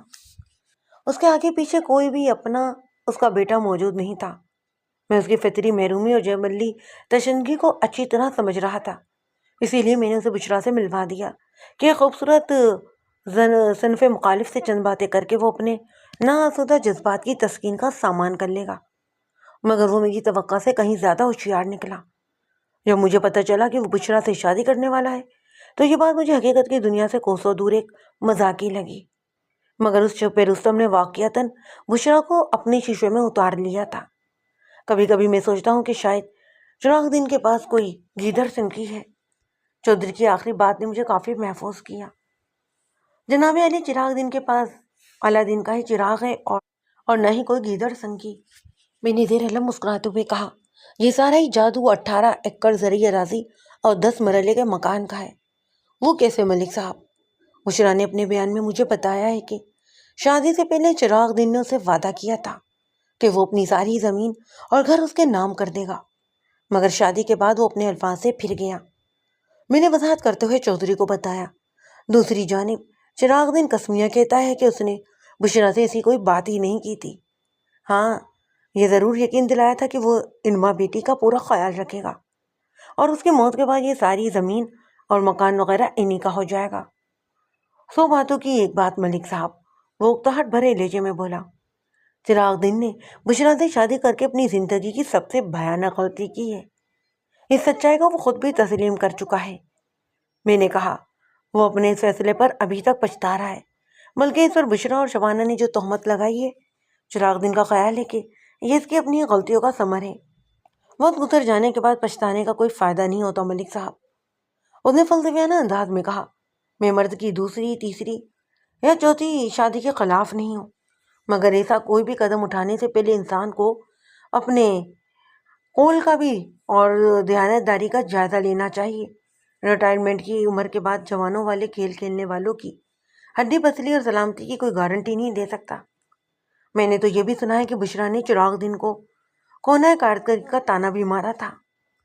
آپ نے بالکل ٹھیک سنا ہے چودھری صاحب، یہ بات خود چراغ نے مجھے بتائی ہے، بلکہ اس کا تو یہاں تک کہنا ہے کہ بشرا نے اپنے ملازم جبرا کے ساتھ بھی تعلقات استوار کر رکھے ہیں۔ جب اس نے بشرا کو اس حرکت پر ڈانٹ ڈپٹ کی تو اس نے کمالی ڈٹائی کے ساتھ کہہ دیا، جو چیز چراغ دین اسے مہیا نہیں کر سکتا وہ اگر دوسروں سے حاصل کر لے تو اس پر چراغ دین کو اعتراض نہیں ہونا چاہیے۔ بیوی کی زبان سے اس قسم کی زہریلی باتیں تو ناکارہ سے ناکارہ شوہر کو بھی جیتے جی قبر میں اتار سکتی ہیں۔ بیجوڑ شادیوں کو تو پھر یہی انجام ہوتا ہے نا بیگ صاحب۔ چودھری نے برا سا منہ بناتے ہوئے کہا تھا، مجھے تو پہلے ہی پتا تھا کہ ایک نہ ایک دن یہ غندقانہ ضرور مچے گا۔ آپ چراغ دین اور بشرا کے بیچ جوڑ رشتے کو کھاتے میں ڈالیں چودھری صاحب۔ میں نے کہا، ذرا شبانہ کے معاملے کو ذہن میں رکھ کر مجھے اپنی رائے سے آگاہ کریں کہ بشرا نے چراغ دین پر جو گناہونی تہمت لگائی ہے اس میں کسی حد تک حقیقت ہے۔ آپ اس بارے میں کیا کہتے ہیں؟ اس نے الٹا مجھ سے سوال کر دیا۔ آپ اس کیس کو ہینڈل کر رہے ہیں، آپ نے ان تینوں کے بیانات لیے ہیں، میں آپ کی ذہانت اور معاملہ فہمی کا دل سے متعارف ہوں۔ آپ نے تو ابھی تک کوئی رائے قائم کل ہی لی ہوگی۔ میں تو یہی سمجھ پایا ہوں کہ چراغ دین اس معاملے میں بے قصور ہے۔ میں نے ساگوئی کا مظاہرہ کرتے ہوئے کہا، اس کا ڈراگ کے پیچھے بشرا کا ہی کوئی مکروہ مقصد کار فرما ہے۔ میرا بھی کچھ ایسا ہی خیال ہے، وہ ٹھہرے ہوئے لہجے میں بولا۔ اب یہ پتہ لگانا تو آپ کا کام ہے نا کہ بشرا آخر چاہتی کیا ہے۔ میں بہت جلد اس راز تک بھی رسائی حاصل کر لوں گا چودھری صاحب۔ اس کے بعد بشرا اندر اور چراغ دن باہر ہوگا، میں نے چٹانی لہجے میں کہا۔ چراغ دن کا باہر ہونا میرے لیے فائدہ مند ہے ملک صاحب۔ میں چاہتا ہوں کہ آنکھ بند ہونے سے پہلے وہ اپنی 18 ایکڑ اراضی مجھے فروخت کر دے۔ میں اس طرف بھی آنے ہی والا تھا کہ چودھری نے خود ہی یہ ذکر چھیڑ دیا۔ میں نے اس کے چہرے پر نگاہ جما کر سوال کیا، تو آپ چراغ دن کی زمین خریدنے میں دلچسپی رکھتے ہیں؟ یقین مانے ملک صاحب، میں تو دل سے چراغ دن کا بھلا چاہتا ہوں۔ وہ گہری سنجیدگی سے بولا، آپ یہ بات بھی جان چکے ہیں کہ اس کا کوئی ولی وارث بلکہ کوئی نام لیوا تک نہیں۔ جب تک اس کی بیوی رضیہ زندہ تھی تو میں نے اسے زمین خریدنے کی کبھی بات بھی نہیں کی، لیکن اب صورتحال مختلف ہے۔ فرض کریں کسی رات یا کسی دن اس کی سانس نکل جاتی ہے تو اس 18 ایکڑ زمین اور مکان کا ہوگا کیا؟ اس نے بات ادھوری چھوڑ کر سوالی نظر سے مجھے دیکھا تو میں نے جواب دیا، ظاہر ہے چراغ دن کی زمین اور جائیداد بھا کے سرکار ضبط کر لی جائے گی، لیکن اس صورت میں دور نزدیک اس کا کوئی رشتہ رشتہ دار موجود نہ ہو۔ بشرا سے اس کی شادی سے قبل ایسے ہی حالات تھے، مگر اب بشرا کی شکل میں اس کا وارث اپنا وجود رکھتی ہے۔ وہ چراغ دن کی منو کا ہے، اس کی موت کے بعد سبھی کچھ بشرا کو ملنا ہے۔ اب بھا کے سرکار ضبطی کا امکان نہیں رہا چودھری صاحب۔ آپ بالکل ٹھیک کہتے ہیں ملک صاحب، وہ سر کو ہمیں لاتے ہوئے کہنے لگا۔ میں بھی اس حقیقت سے بخوبی واقف ہوں، اسی لیے میں نے پچھلے 1 سال سے چراغ دن کی زمین کی خریداری کی بات نہیں کی۔ میری نظر میں بشرا کوئی اچھی عورت نہیں ہے، وہ کبھی بھی چراغ دن کے ساتھ مخلص نہیں رہی۔ آپ نے چراغ دن کی ہی زبانی بشرا کے کالے کرتوتوں کی کہانی سن لی ہے۔ بس میں انتظار کر رہا تھا کہ کب ان کی شادی کا اختتام ہو۔ میں سمجھتا ہوں اب یہ وقت بہت قریب آ چکا ہے۔ باقی جہاں تک چراغ دن کی زمین کی خریداری میں میری دلچسپی کا معاملہ ہے تو وہ ساتھ لینے کی غرض سے رکا۔ پھر اٹل لہجے میں اپنی بات مکمل کرتے ہوئے کہنے لگا، یہ میرا اخلاقی حق بھی ہے کہ میں اس علاقے کا سب سے زمیندار چودھری ہوں۔ میری زرعی اراضی سینکڑوں ایکڑ پر محیط ہے۔ میرے بعد اگر کسی شخص کے پاس کچھ قابل ذکر زمین ہے تو وہ چراغ دن کی یہی 18 ایکڑ ہے۔ اگر چراغ دن اس دنیا میں باقی نہیں رہا تو اس صورت میں یہ قطع اراضی میرے پاس آنا چاہیے۔ سب سے اہم بات یہ ہے ملک صاحب کہ اس پورے علاقے میں ایک بھی شخص 18 ایکڑ زمین کو خریدنے کی طاقت نہیں رکھتا سوائے میرے، اور میں باہر کے کسی بھی خریدار کو کسی بھی حال میں یہ زمین خریدنے نہیں دوں گا۔ میں سمجھتا ہوں آپ نے میرے خیالات تک کامل رسائی حاصل کر لی ہوگی۔ چودھری حق نواز کی ذات کے حوالے سے میرے ذہن میں جتنے بھی شک و شبہات تھے وہ اس وضاحت کے بعد خالی سوچ ہو گئے۔ اس نے بات کے اختتام پر میرے لیے ایک سوال چھوڑا تھا، لہٰذا میں نے رسان بھرے لہجے میں کہا، آپ بالکل ٹھیک کہہ رہے ہیں چودھری صاحب، آپ کے خیالات سے میں واقف ہو گیا ہوں۔ تو پھر حکم کریں میں آپ کی کیا خدمت کر سکتا ہوں، اور آپ مجھے کس قسم کی مدد چاہتے ہیں؟ جب میں نے چودھری سے مدد والی بات کی تھی اس وقت میرے ذہن میں اس کی ذات کے حوالے سے کچھ اور ہی چل رہا تھا، لیکن اب میری سوچ بدل چکی تھی۔ ایک فوری خیال کے تحت میں نے کہا، چودھری صاحب، میں نے شروع میں آپ کی CID کی تعریف کی تھی، آپ ذرا اپنے نظام جاسوسی کو حرکت میں لائیں اور مجھے بتائیں کہ بشرا کون ہے اور اس کا تعلق کس علاقے سے ہے۔ اگر مجھے اس کے ماضی سے آگاہی حاصل ہو جائے تو اس سے میرا کام آسان ہو جائے گا۔ میں نے کانسٹیبل شفیع محمد کی فراہم کردہ معلومات کی روشنی میں حوالدار خدا بخش کو گجران والا کے علاقے باغبان پور روانہ کیا تھا۔ اگر خدا نہ خواستہ وہ معلومات غلط ہو جاتی تو میں خود کو کسی بند گلی میں کھڑا پاتا۔ اسی چیز سے بچاؤ کے لیے میں نے چودھری کے وسائل سے مدد لینے کا فیصلہ کیا۔ مجھے صرف 2 دن کا وقت دے دیں ملک صاحب، اس نے کہا، میں اس عورت کا پورا ہی شجرہ کھول کر آپ کے سامنے رکھ دوں گا۔ میں نے چودھری کا شکریہ ادا کیا اور اس کی حویلی سے نکل آیا۔ جب میں تھانے پہنچا تو مغرب کی اذان ہو رہی تھی۔ چودھری سے ہونے والی سفیر ملاقات نے میرے ذہن کی کئی کھڑکیاں کھول دی تھیں۔ چودھری حق نواز گوندل نے بشرا کے ماضی کو کھنگالنے کے لیے مجھ سے 2 دن کی مہلت لی تھی، لیکن میرے ہوشیار حوالدار نے ایک ہی دن میں اس مسئلے کو حل کر دیا۔ بدھ 28 نومبر کی دوپہر خدا بخش گجران والا سے واپس آیا تو اپنے ساتھ سنسنی خیز انکشاف۔ میں نے فوراً ہی اسے اپنے کمرے میں بلا لیا۔ میرے سوال پر اس نے بتایا، ملک صاحب، اس کی آواز میں جوش و خروش کا سمندر موجود تھا۔ باغبان پورہ میں بشرا کبھی رہی نہیں، تاہم وہاں کے ایک رہائشی چلتا پرزا قسم کے شخص نے ان خاکوں کو پہچان لیا ہے۔ اس بندے کی زبانی مجھے پتہ چلا ہے کہ بشرا کا اصل نام نرگس اور شبانہ کا مریم اور جیرے کا حنیف ہے، اور سب سے اہم بات یہ کہ جیرا میرا مطلب ہے حنیف نرگس کا شوہر ہے۔ مریم انہی کی سگی بیٹی ہے، اسی لیے مریم کی رنگت اور نین نقش نرگس کے بجائے حنیف سے میل کھاتے ہیں۔ یہ تینوں بہت ہی شاطر اور چال باز لوگ ہیں۔ انہوں نے ادھر گجرانوالہ میں کئی ایک وارداتیں بھی کی ہیں اور اب اسی مقصد سے یہاں پر آئے ہیں۔ لمحہ بھر کے توقف کے بعد وہ وضاحت کرتے ہوئے بولنے لگا، ملک صاحب یہ آخری بات میں نے اپنی طرف سے کہی ہے۔ اچھا، میں نے سوچ میں ڈوبے انداز میں کہا، میرے خیال میں سراج فیملی کے ہم خانہ اظہر است کا ٹائٹل نہایت ہی موزوں اور مناسب رہے گا۔ آپ بالکل ٹھیک کہہ رہے ہیں ملک صاحب، وہ تاجی انداز میں گردن ہلاتے ہوئے بولا۔ ادھر گجرانوالہ کے 2 تھانوں میں ان لوگوں کے خلاف رپورٹس بھی درج ہیں۔ یہ تینوں بہت ہی سوچ سمجھ کر ایسے مالدار افراد کا انتخاب کرتے ہیں جو عمر رسیدہ ہوں اور ان کے آگے پیچھے رشتہ داروں کا جھمیلا ہی نہ ہو۔ اب کی بار انہوں نے بابا چراغ دین کو شکار کرنے کا منصوبہ بنایا ہے۔ میں کسی بھی قیمت پر چراغ دین کو ان مردودوں کے ہاتھوں لٹنے نہیں دوں گا، میں نے پرعزم لہجے میں کہا۔ اگر میں غلط نہیں سمجھ رہا ہوں تو آپ کے ذہن میں کچھ خاص چل رہا ہے ملک صاحب، وہ بڑی اعتماد کے ساتھ بولا تھا۔ ہاں، کچھ ایسا ہی ہے، اور اس خاص کو میں تمہاری مدد سے خاص الخاص بنانا چاہتا ہوں۔ کیا تم تیار ہو خدا بخش؟ ہر لمحہ تیار ہوں ملک صاحب، وہ پرجوش انداز میں بولا۔ حکم کریں آپ، تمہیں کل صبح دوبارہ ان کاغوں کے ساتھ گجرانوالہ جانا ہوگا، میں نے اسے اپنے پروگرام سے آگاہ کرتے ہوئے کہا۔ جن 2 تھانوں میں ان 3 نوسر بازوں کے خلاف رپورٹ درج ہے، وہاں کی پولیس کو بتانا ہوگا کہ ان کے مطلوبہ مجرموں کو ہم نے پکڑ کر اپنے تھانے کی حوالات میں بند کر رکھا ہے۔ سمجھ میں آئی بات؟ جی جی ملک صاحب، لیکن اس نیک کام کے لیے میں کل صبح کا انتظار ہی کیوں کروں؟ اگر آپ کہیں تو میں بھی روانہ ہو جاتا ہوں۔ یہ انتظار اس لیے کہ آج ہم نے یہاں پر چند اہم کام نپٹانا ہے۔ اوہ، وہ بے ساختہ ایک گہرا سانس لے کر رہ گیا۔ میں اسے اپنے منصوبے سے آگاہ کرنے لگا تھا۔ منظر چودھری حق نواز گوندل کی حویلی کا تھا اور مجھ سمیت وہاں کموں پیش 1 درجن افراد موجود تھے، اور ہم سب کا میزبان چودھری حق نواز تھا۔ دیگر شرکائے محفل میں بابا چراغ دین، نرگس عرف بشرا، حنیف عرف جیرا، مریم عرف شبانہ اور موضع گجرانوالہ کے مولوی صاحب شامل تھے۔ ان مولوی صاحب کا نام وحید الدین تھا۔ میرے ساتھ 2 کانسٹیبل اور حوالدار خدا بخش بھی تھا۔ میں نے مولوی وحید الدین کو مخاطب کرتے ہوئے کہا، مولوی جی کیا آپ اس عورت کو جانتے ہیں؟ بات کے اختتام پر میں نے نرگس کی جانب اشارہ کیا۔ جی بالکل، وہ ہمیں گردن ہلاتے ہوئے کراری آواز میں بولا، اس کا نام بشرا ہے۔ میں نے لگ بھگ 1 سال پہلے چراغ دین سے اس کا نکاح پڑھوایا تھا۔ کیا چراغ دین کو یہ حق حاصل ہے کہ وہ درجن بھر افراد کے سامنے اس عورت کو طلاق دے دے؟ میں نے مولوی کی آنکھوں میں دیکھتے ہوئے سوال کیا۔ بالکل، چراغ دین اس بات کا پورا حق رکھتا ہے، اس نے جواب دیا، لیکن اللہ کے نزدیک یہ کوئی اچھا عمل نہیں ہے۔ میاں بیوی میں اگر کسی بھی قسم کا جھگڑا ہو تو معاملات کو بنانے اور سدھارنے کی کوشش کرنا چاہیے۔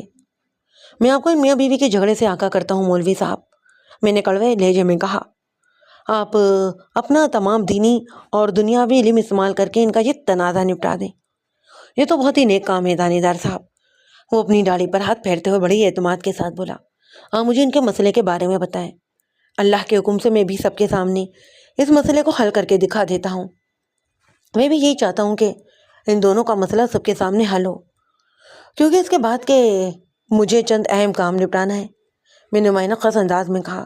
اس وقت میں حاضرین مجلس کی نگاہوں کا مرکز بنا ہوا تھا۔ سب سے زیادہ الجھن کا شکار نرگس اور حنیف تھے۔ انہیں اندازہ تو ہو چکا تھا کہ بے خبری میں وہ کسی ہم رنگ زمین جال میں قدم رکھ چکے ہیں۔ جال بھی چودھری حق نواز گوندل کے تعاون سے پھیلایا ہوا تھا، جیسے فرار یا نجات ممکن ہی نہیں تھی۔ چودھری کے مسلح ملزم بیٹھک کے دونوں دروازوں پر چاقو چوبند کھڑے تھے۔ 1 سال پہلے آپ نے جس بشرا کا چراغ دین سے نکاح پڑھوایا تھا، اس کا اصل نام نرگس ہے مولوی جی، میں نے مولوی وحید الدین کی طرف دیکھتے ہوئے سپاٹدار آواز میں کہا، اور نرگس پہلے سے شادی شدہ ہے، اس کے خاوند کا نام حنیف ہے۔ میں نے حنیف کی جانب اشارہ کرتے ہوئے بتایا۔ نرگس سب کو یہی بتاتی کہ اس کا شوہر انور جٹ 4 سال پہلے اسے طلاق دے کر کہیں چلا گیا تھا۔ حنیف کا تعارف وہ اپنے ملازم جیرا کی حیثیت سے کرواتی ہے۔ مریم ان دونوں کی سگی اولاد ہے، اور یہ لوگ سیدھے سادھے چراغ دین کی زمین اور مکان کو ہڑپ کرنے کے لیے گوندوالا آئے تھے۔ اتنا کافی ہے یا کچھ اور بھی بتاؤں مولوی جی؟ استغفر اللہ، مولوی وحید الدین اپنے کانوں کو ہاتھ لگاتے ہوئے بولا، اللہ مجھے معاف کرے، میں نے اپنی بے خبری میں ان کا نکاح پر نکاح پڑھوا کر بڑا گناہ کر دیا ہے۔ مولوی جی آپ کو پریشان ہونے کی ضرورت نہیں، میں نے تسلیہ میں لہجے میں کہا، قصور آپ کا نہیں، دغاباز عورت کا ہے جس نے آپ سے حقیقت کو چھپایا۔ اس کا علاج میں اور چراغ دن مل کر کریں گے۔ تھانے دار، جھوٹ بول رہا ہے مولوی جی، نرگس نے فریادی لہجے میں کہا، اور پھر چودھری حق نواز کی طرف دیکھتے ہوئے الفاظ میں اضافہ کیا، چودھری صاحب آپ ہی کچھ کریں، آپ تو جانتے ہیں کہ یہ بڈھا چراغ دن مجھ سے شادی کرنے کے لیے مرا جا رہا تھا۔ ہاں میں جانتا ہوں، چودھری نے ٹھہرے ہوئے لہجے میں کہا، مگر مجھے یہ نہیں معلوم تھا کہ تم پہلے سے شادی شدہ ہو۔ تم لوگ پہلے بھی ادھر گجرانوالہ میں ہی کئی طرح کے لوگوں کو بے وقوف بنا چکے ہو۔ گجرانوالہ کے 2 تھانوں میں تمہارے خلاف رپورٹ درج ہے۔ میں نے یہ مجلس ختم کرنے سے پہلے چودھری کو تمام تفصیل سے آگاہ کر دیا تھا۔ میرا ارادہ تھا کہ یہ کارروائی تھانے کے اندر عمل میں لائی جائے، لیکن چودھری کے مشورے پر خصوصی پروگرام کو اس کے حوالے پر ہی رکھا گیا، اور وہ بھی درجن بھر افراد کی موجودگی میں، تاکہ سند رہے اور باوقت ضرورت کام آئے۔ چودھری حق نواز کا کوڑا اور چٹا جواب سن کر نرگس کا رنگ پھک پڑ گیا۔ حنیف کے سامنے چہرے پر سرسوں گھل گئی، اور مریم کی حالت بھی دیکھنے والی تھی۔ آئندہ آدھے گھنٹے میں چراغ دن نے معزز گواہوں کی موجودگی میں بشرا یعنی نرگس کو طلاق دے کر اپنی زندگی سے نکال باہر کیا۔ میں نرگس، حنیف اور مریم کو اپنی حراست میں لے کر تھانے لے آیا۔ گرفتاری کے وقت نرگس نے حد درجہ سرعظیم آواز میں مجھ سے سوال کیا تھا، آپ ہمیں کہاں لے کر جا رہے ہیں؟ آج کی رات آپ لوگ میرے تھانے کے مہمان ہیں، میں نے تنزیہ لہجے میں جواب دیا۔ چراغ دن کی رہائی کے بعد تھانے کی حوالات بہت سی سونی ہو گئی ہے۔ اس کے چہرے پر موت کے سائے رقص کرنے لگے۔ پھنسی پھنسی آواز میں اس نے سوال کیا، اس کے بعد تمہارے اصلی رشتہ داروں کو اطلاع دے دی گئی ہے؟ میں نے ذہن میں بجھے الفاظ میں کہا، کل کسی بھی وقت گجرانوالہ کی پولیس تمہاری بارات لے کر آئے گی اور تم تینوں کو اپنے ساتھ لے جائے گی۔